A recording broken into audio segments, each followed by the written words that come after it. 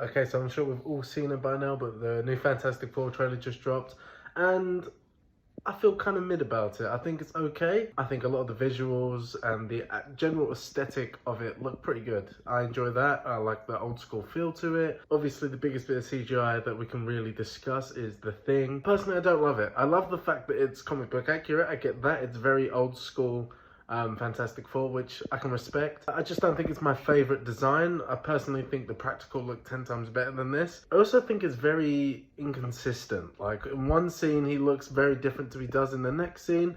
Talking about inconsistent, I'd say the dialogue doesn't seem great. Obviously, it is a trailer, so it's all mix and match, but it seems kind of mediocre. The acting so far, I guess, looks, again, okay. General tone seems fine. But yeah, I think more than anything, I like the general look of this universe, this style of the Fantastic Four's world, because obviously it is technically a different world to the MCU, but it is MCU related. I think that's going to be interesting, how they end up connecting the two. And while we're talking about the MCU, I guess that's why it feels so flat for me, because I feel like this is like the first chance that the MCU have had of making like a really standout movie in quite a long time, to be completely honest. And this trailer just falls flat, and I don't know if that's for everybody again, or if that is just my general opinion, which I'm not the biggest MCU fan anyway, but I do love the characters of Fantastic Four. I find a lot of joy, even in the worst times back in 2015. I can still find some joy in that movie.